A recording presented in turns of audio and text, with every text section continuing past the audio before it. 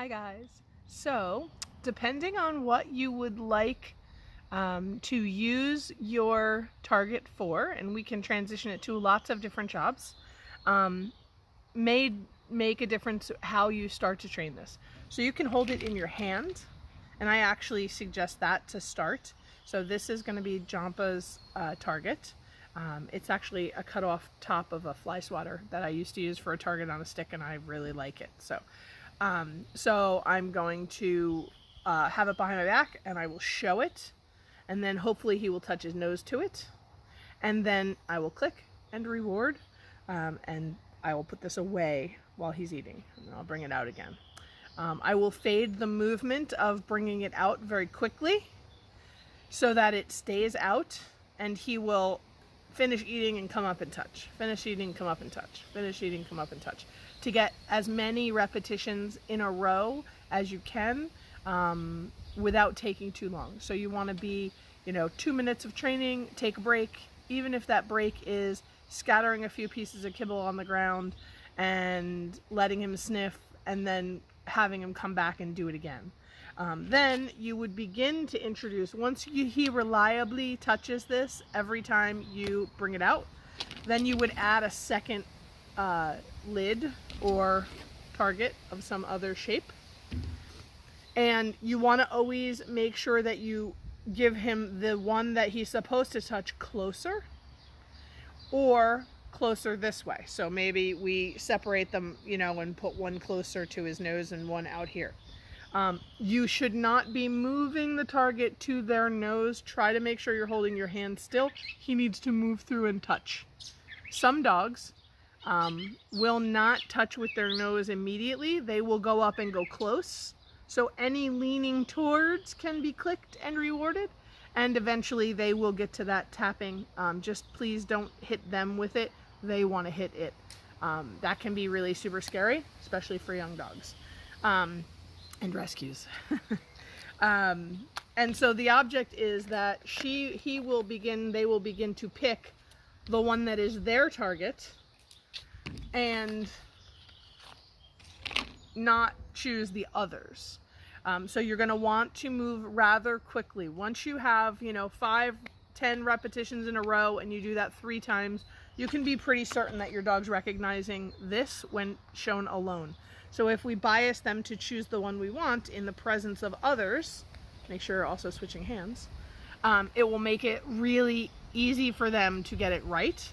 If by chance they're super quick and they start to lean in towards the wrong one because it's interesting, let them lean in and sniff it. Don't, there's no corrections. It's errorless learning. If they lean in and they smell, do nothing. If they actually touch it, you just put both targets away, and then you can try again.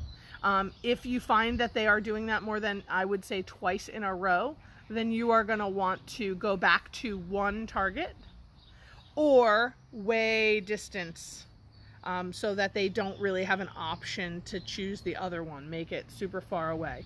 And then you're going to want to mix up your targets. So don't just do this for a day and then do this for a day. Once they are reliably picking this, when biased, then you can change to this pretty quickly after 5 or 10, and then to this. And anytime you see any difficulty, if they're struggling, if they're not making the right choice more than a couple times in a row, just go back a step. I'm going to do a demo. Jampa's a pretty fast learner. He's faster than me most days. And so I'm going to move through the process so that you can kind of see how he shapes. I've only done 1 session so far. I will post the first session we ever did below. And then this is our second session, day 2. And if you post videos, if you could please put KPCT training challenge, hashtag KPCT training challenge in the post, and then tag me. That would be awesome.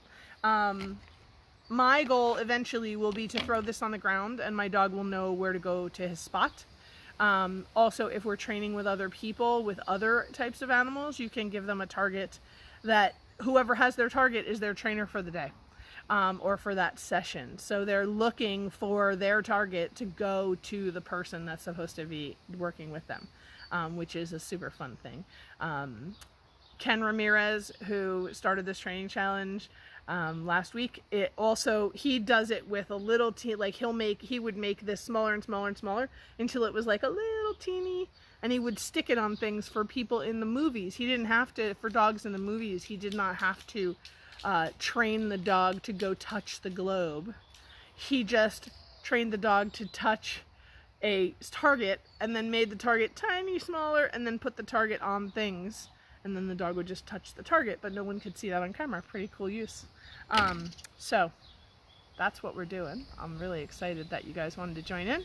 And if you have questions, please let me know. And if you post a video or anything, just put that hashtag in there and then tag me so that I can find it very quickly. Bye. Happy Sunday.